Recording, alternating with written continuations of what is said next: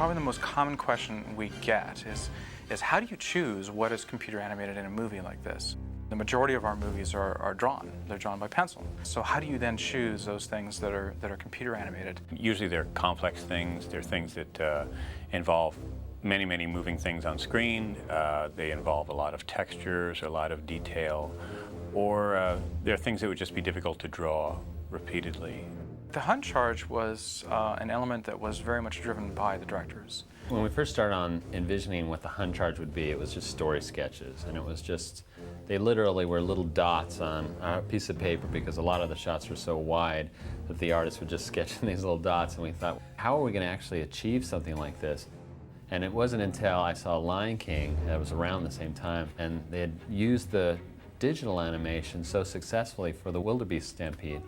And that's when we turned it over to the CG guys, Eric Guaglione and his group, and they masterfully came up with a lot of great ideas. It's not so much the idea of you take 1,000 of these things and you just run them down a hill and see what happens. You really need to be able to go in. If the director says, I want that one right there out of those 2,000, I want him to be moved up the hill and I want him to raise the flag right then we had to have the ability to do that. And that went down to the greatest level of detail. To create these scenes literally with armies that we could have control of every single character out there. Most of what we did for animation individually was to animate horses running.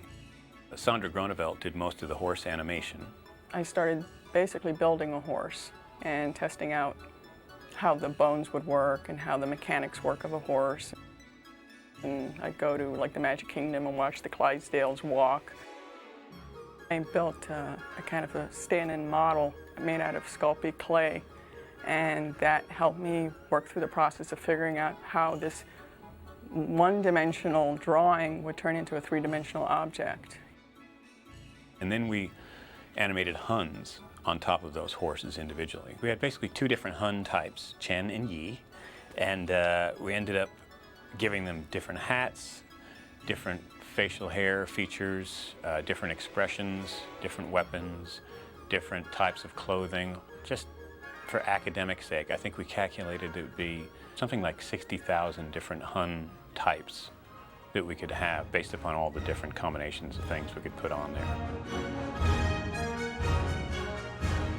The process of coming up with a particular scene of the Hun charge was a little interesting in itself, because we'd start with the story sketch, which was the original inspiration, and that would tell us basically what the camera angle is and kind of the excitement of the moment for the scene. Then we go to layout department, and most of our backgrounds were just, you know, really easy, simple snow planes and that sort of thing. And we'd add a character level that layout would draw, but it would be a static drawing. We'd turn that over to the CG animators, and they would have to make that scene come alive. Once we got the drawing of the background from layout, we would build what's called a terrain, just basically a three-dimensional surface that these Huns would run down. Then we would create a simulation. You describe in a program how many Huns are going to be in the scene, which direction they'll be running. The simulation basically just made sure that the horses ran down the hill and the Huns were active on their backs and that they weren't passing through one another. Once we had that done, we'd show the directors a rough pass. Barry and I look at the scenes, and what we look for is, does it really capture the moment, the energy of the scene? And it's got to look like chaos as much as possible. Through the audience's eye, Mulan is seeing the same thing. And that's the great thing about the Hun charge. We had to fiddle with all these different behaviors and different hats, and you get so specific with those things, but when it's all done at the end of the day and we see the shot, all you feel is scared for Mulan.